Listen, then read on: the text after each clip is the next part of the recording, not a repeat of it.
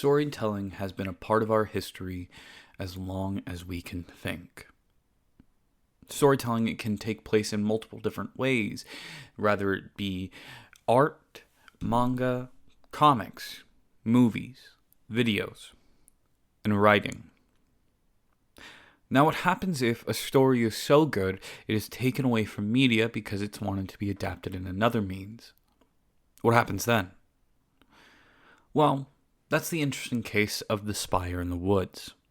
If you haven't read or listened to this story, I suggest you do, because I'm going to dissect it and also explain why it had been taken away. Forewarning, because this story does cover some really dark topics, like essay and sewer slide. Yeah. Spire in the Woods was made by Tony London. Now, before I dissect the story and do a recap of it, I want to first give my thoughts. This is an amazing, wonderful story, and the reason for it being there and being so good, in a lot of ways, is beneficial to Tony. This man is a writer through and through, probably one of the best you will read, or even listen to, depending on how you found it. Now, let's get into it.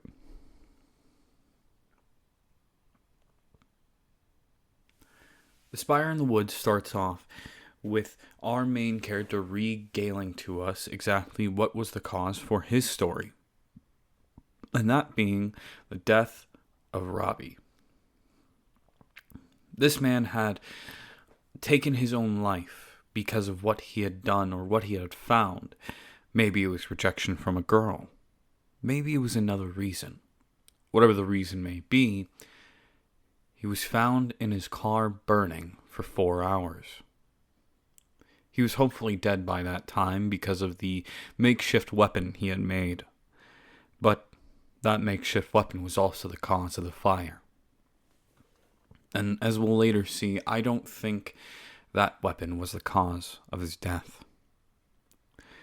His death affects everyone.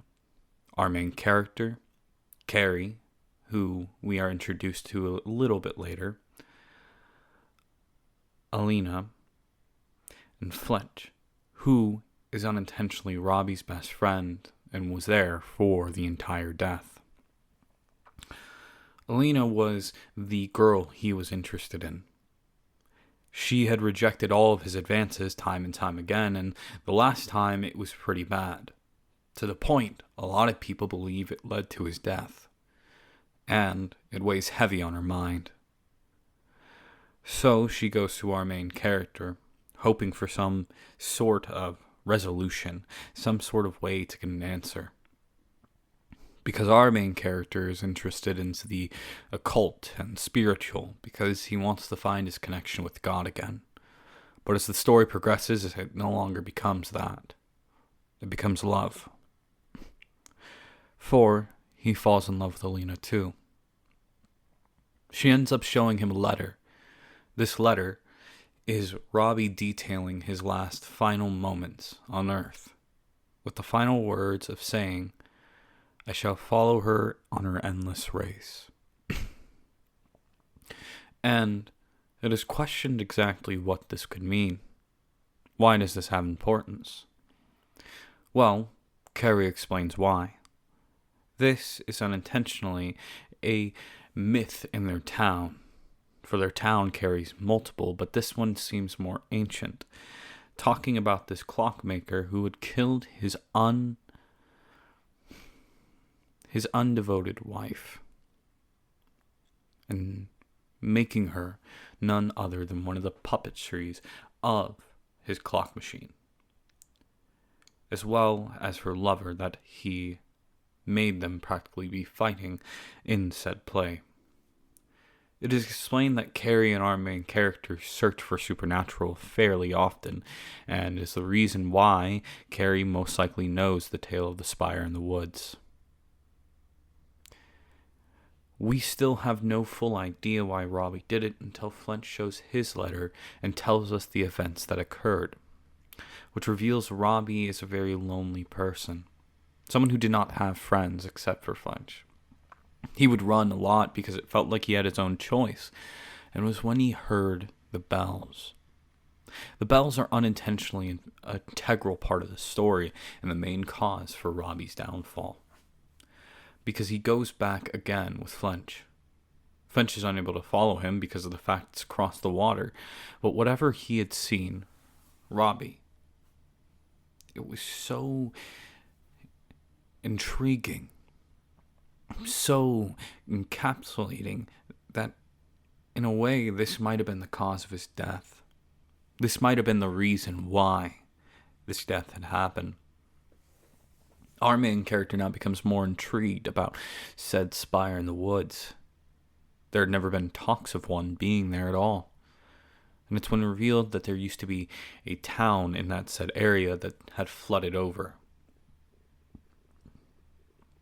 Our main character, originally not wanting to go because he had thought it'd be fake, only goes because of Alina and his ever-growing love for her. He would try to make moves on her slowly and, as well, forcefully. He had ended up kissing her, and he thinks that starts a relationship between them. And in a lot of ways, she kind of feeds into that. Even if there is someone who does want him, that being Carrie.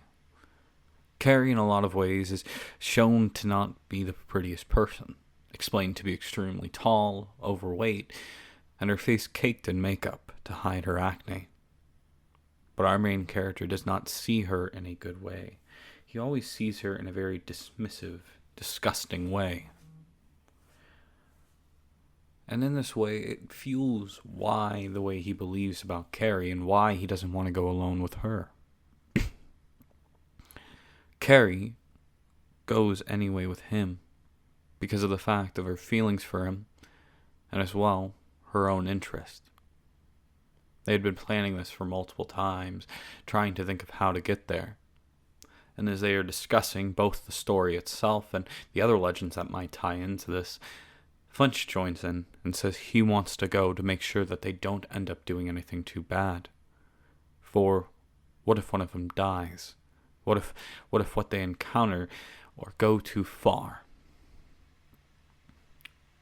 And our main character only originally wanted to go to hear the bells, not to see the spire, nothing like that.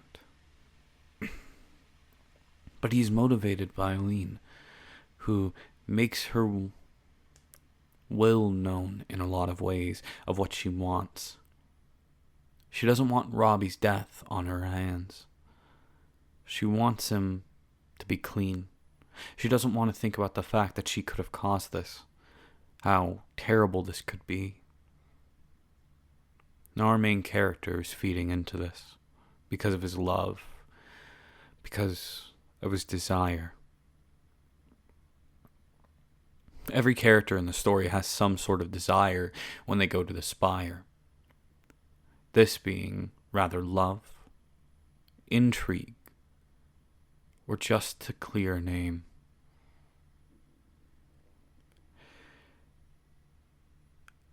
Our main character in the group ends up going all together.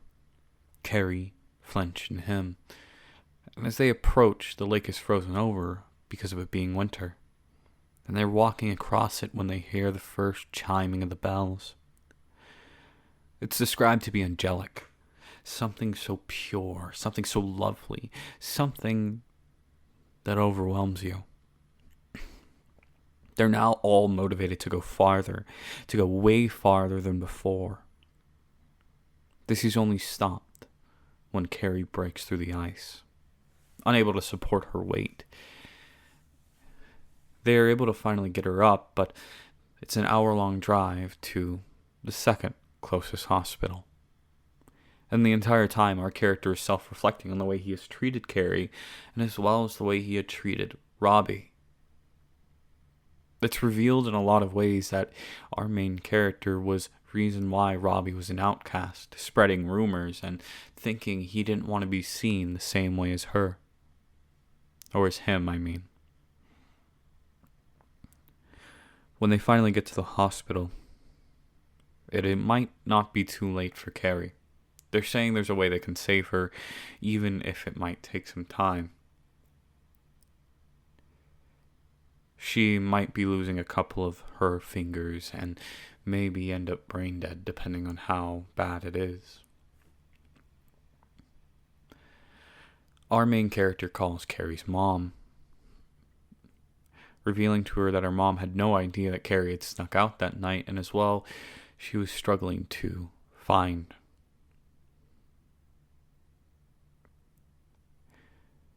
As it gets there, it is revealed her mom cares mostly about what our main character thinks and the information he carries to her.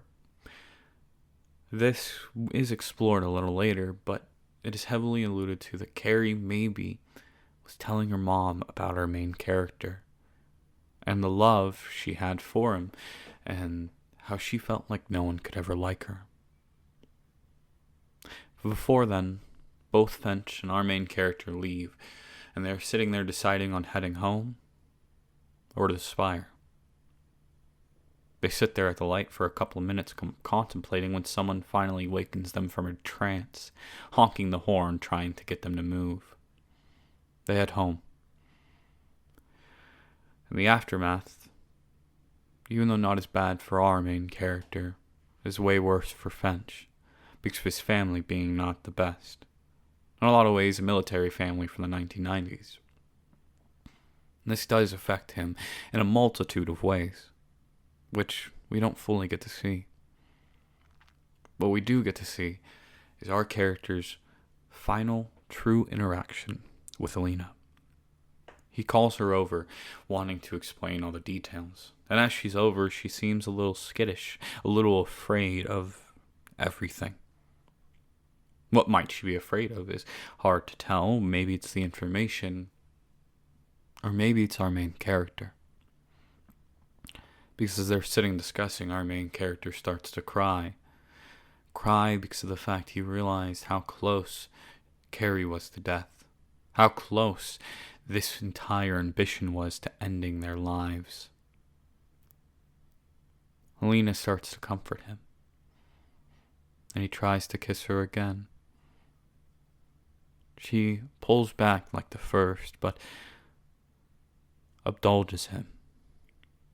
They then, maybe not willing on both parts, have sex. It is stated afterwards that Alina was crying because of whatever reason, maybe it being her first or survivor's guilt. But our character loved every moment. As they end up going back to school, they start hearing the bells. The bells aren't near them, they're a county away. But what the bell does is it reminds you of your best moments. It gives you a glimpse, a taste of heaven, if you will say. For us, it's his first time with Aline. But she doesn't want to talk to him anymore. She doesn't want to be around him. But that's something to worry about later. He's a high school teenager, and they both are. Maybe it's just because of the survivor's guilt or stuff going on in life. The main worry is Finch is hearing the bells more than our character, and it's affecting his driving and his normal day-to-day life. He's gotten into a car crash, and it's to the point now that it doesn't feel safe for them to drive together. But back in school, our character's now being looked at by everyone in a lot of disgusting ways. The way Carrie was stared at, as if he was a mongrel or some detestable human being. It's when one of his friends pull him aside and ask him, "What exactly happened between you and Alina?" It's then revealed that Alina in a lot of ways felt like she was used, taken advantage of, is a nicer way to say it. But our character viewed it as they had a good moment, a loving, sharing moment. And this is where this bombshell drops. Alina's had a boyfriend for a year. way before our character started interacting with her, and way before the events of Robbie. Now, question does come of why our main character would not have known this, and why it would now affect him now. But he did want answers. So when he finally got his driver's license, he made his first drive over to her. To find her and her boyfriend about to have sex. And her being more willing, more uppity to do this. And it pisses our main character off. He's angry. He should be. Because he was lied to. Or that's what he thinks. That's what he believes is because of this disdain. So he starts breaking windows and windshields to just try to prove a point. This does bring Alina and her boyfriend out, and ends up with her boyfriend on the ground with a broken jaw. Our character is mortified of his own actions and runs. Runs to the only place he can think of. The spire. The spire still calling his name. The spire that can still give him hope. The spire that ends most of everyone. As he approaches, he notices stuff that he had left there, and even the hole of where Carrie had fallen. He questions how both Carrie and Flint are doing, knowing in his head he can't go back because of what had happened. All he can do is go forward to the spire. He finally finds it.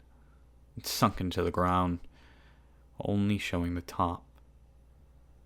The bells being stronger and stronger the closer he gets. As he enters, it's dilapidated, run down. He falls, knocking himself out for a bit. When he comes to, he is awakened into a room filled with people watching a show, watching something. As he sees on the stage, he sees none other than puppets and marionettes going back and forth on their endless race. He had been brought back in time to watch. He meets Robbie, and as I alluded to, I don't think the shot killed Robbie, because the state we're shown Robbie is him being half burnt. I believe he survived the first shot, and sat there burning for however long that may be, before he finally passed.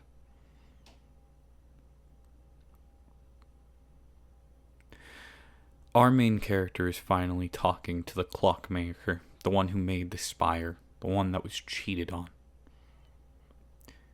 Realizing that he does not share anything in common with this man, some disbelief in that they could share some motive, some hearty thought.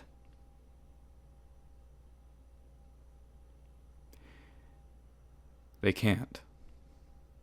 And this is where the supernatural starts to make its appearance well more known, because the puppets, the wife he had made into one, starts coming to life, hunting down our main character, wanting him to be one of the people stuck in her and this race, chasing her throughout the entire spire, him trying to get out, find a way out, and go back the way he came, fighting for his life. He finally does. And when he is, he's greeted with the cold air, feeling like he's about to die, feeling like these might be his last moments. But he carries himself back to his car, carries himself back to civilization, where cops wait for him. But they're not waiting for him because of him assaulting another person or because of sexual assault. No, it had been because of our character crashing into a trash can in the RV park near the lake. They were more worried when they saw our main character because of how dead he looked, how distraught. They try to help him up to his legs, his feet and figure out who he is.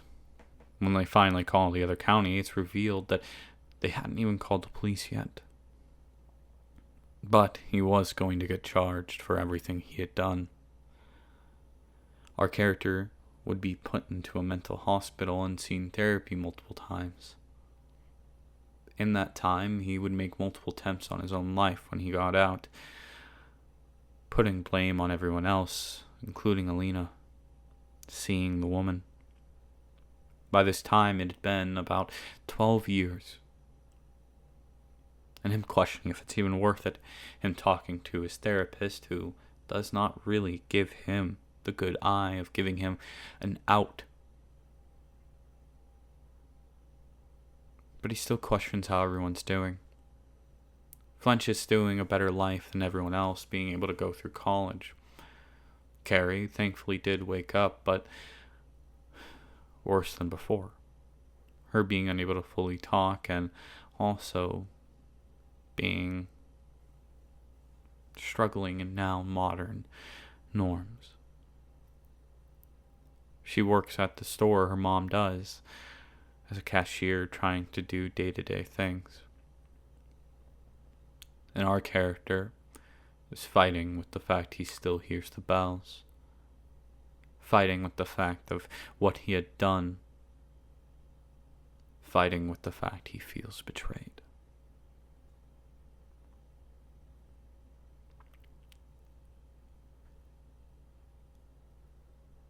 This recap is a lot more shorter than the story, as you see it being about exactly 20 minutes. But I wanted you to understand at least the base principles of the story because it's very poignant. This story is not that long, but it is long for someone who doesn't listen or read his stories. If you're going to listen to it, it's at least 5 hours and 30 minutes. But I suggest you listen to the people that I'm going to talk about bringing the story back. But to dissect the story, in a lot of ways it seems like a cycle, chasing something and for it not to work out for you, for it to be worse, for it to cause some pain, some chaos, something that consumes you whole. And the spire only makes it worse. The spire ending up putting you in that trance even further. And as well, this story is about shifting guilt. Not accepting what you had done is terrible. Not accepting that you're a terrible person for what you had done. Because everyone in our character's story, except for one, ends up having something tragic happen to them. The closer they end up being, the worse it is. As Carrie is now left mentally disabled because of the events that occurred. He couldn't even find in himself a way to show her love. He had to think about Alina.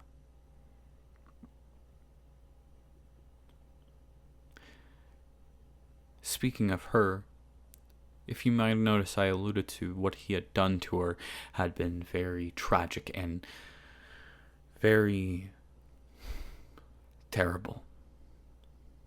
Our character, in a lot of ways, is the villain of this story. Yes, you can say the supernatural aspects is what caused him to do this. You can make a multitude of excuses for him, but it doesn't excuse what he did.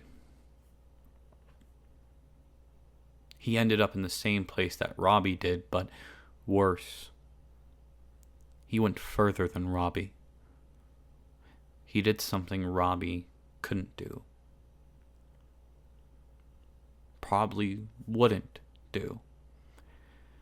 And forcing himself on her, and as well forcing the fact that it wasn't her choice.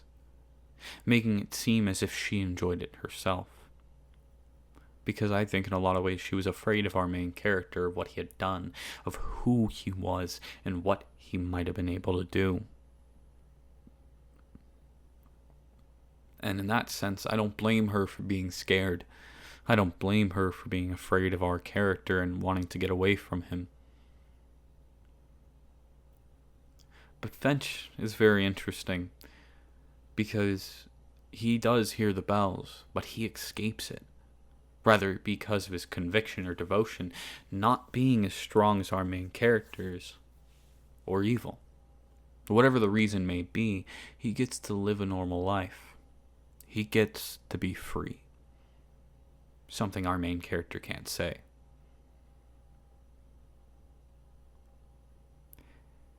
Now, with this in mind, it is in a lot of ways talking about how devotion can make terrible things of people.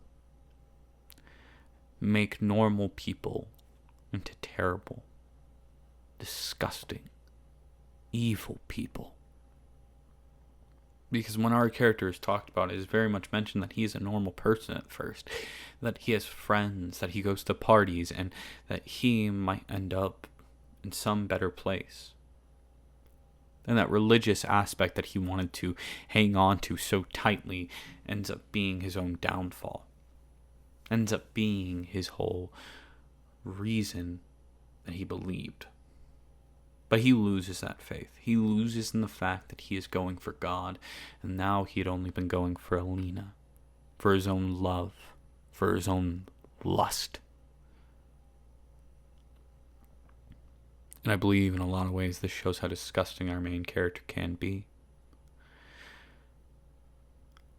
And our character, I think, only has a sort of glimpse and realization at two moments. One, when his life comes at risk, and two, when Carrie's does. But this entire time, he never tries to rationalize it. Even in his modern day, he still puts a blame on Alina. Puts the blame on anyone else except himself. Only one he kind of gives an apology to is Carrie.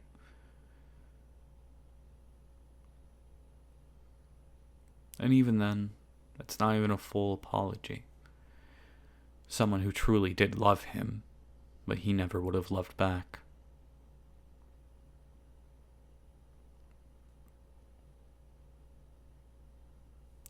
Desire in a lot of ways is a good and bad thing. Because it's things that can fuel you. Things that can keep you going.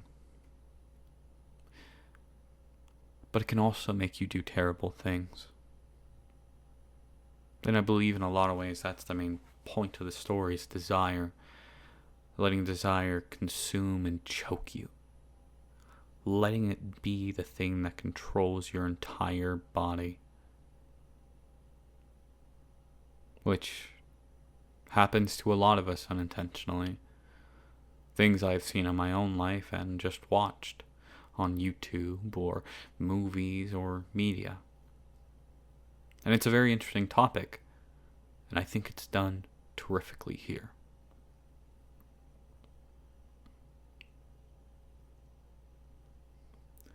Now, I know a lot of people are raising questions of the title being a story lost or killed by media and brought back. What do I mean by this? Well, this story was released in 2011. It blew up immediately by YouTube channels covering it, people reading it, and seeing this absolute masterpiece. But with this many eyes on them, a lot of people would have eyes. None other than Steven Spielberg saw it. And I don't know if it's the studio that he was involved with or his own right. He bought the rights to the story. And all forms of buying the physical copy of this book, or as well, even covering this story would get you banned.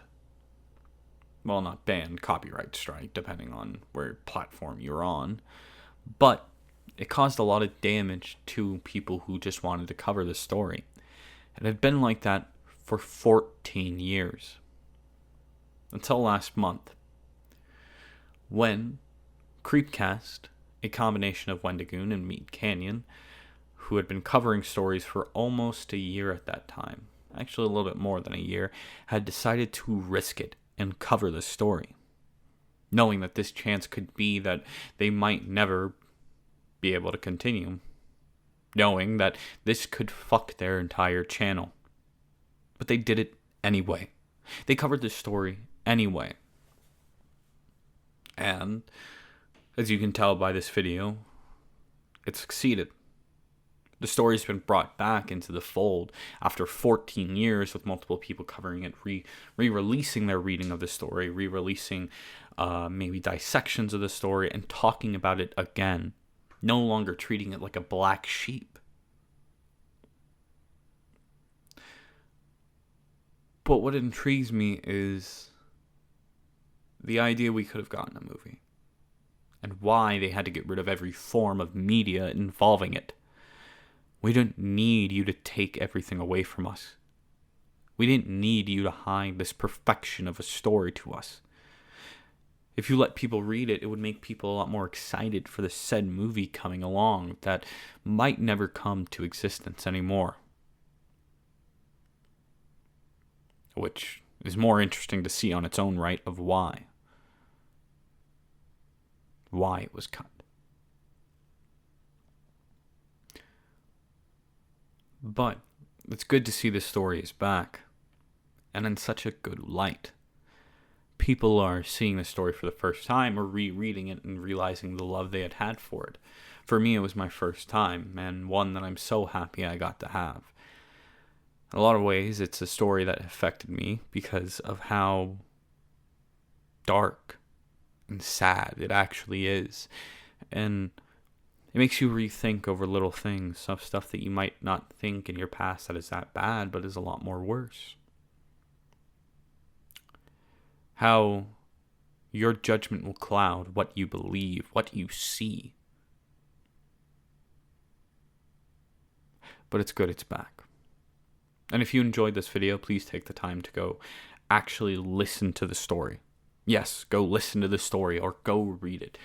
If you can find a way to read it or even listen to it. There are Mr. Creepypasta, there's Creepcast, which has a 7-hour video where they're joking along and reading the story. It is insanely good. And I thank you for taking the time to listen. And I hope you all have a great Father's Day. I know I'm going to try. Bye.